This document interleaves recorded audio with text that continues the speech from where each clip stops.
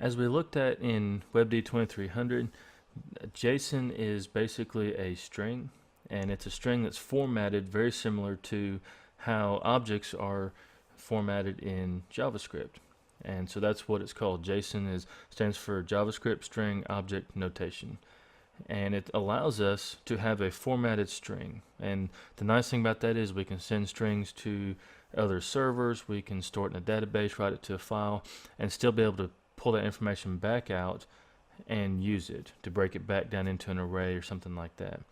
So JSON is very similar to arrays in that you have key value pairs, just like an array. If you see up here, we've talked about arrays having key value pairs, and you can also nest in different levels, just like we have here. We have an array nested as a value of something else, and that's all pretty much the same in JSON. The nice thing about JSON is that it is pretty much programming language agnostic. You can process it in almost any language. Almost all of the web-based languages like JavaScript, PHP, Ruby on Rails, those type of programming languages all allow you to process it very easily. They have built-in functions that can encode to JSON and then also decode from JSON. So if we wanted to turn this array that we created last week and we wanted to convert that into JSON in PHP, all we have to do is, we're just going to echo it out, is use JSON encode and then pass in that array.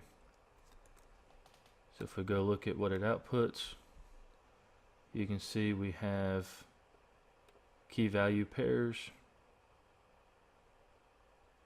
and it's just one long string. At that point, as far as PHP is concerned, you don't have a data format so much as you just have a string. And so JSON usually takes the form of, if we want to create our own manually,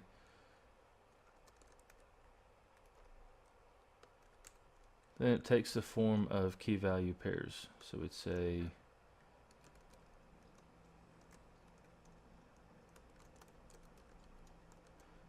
separated by commas. So you notice the main difference is we're using a colon instead of the equal sign greater than to separate, and we're still using commas to separate out key value pairs.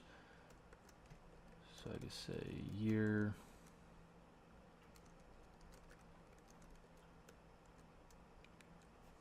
and on and on. And so that's the syntax for JSON. If I was to take this and I wanted to convert it into an array, maybe I received it from an API call or from the database and I wanted to actually use that information, then I would do the reverse. In this case, I'm going to print it out to the screen.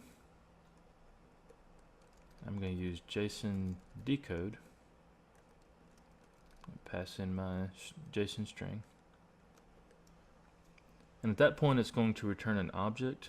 If I wanted it to return an array, then I can use a second argument of true here. So when I come back here and refresh, now you see that it's outputting that as just a normal array.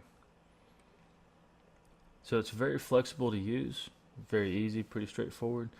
And the nice thing in PHP is that we don't really have to pay that much attention to it. We just have to know how to encode it and decode it.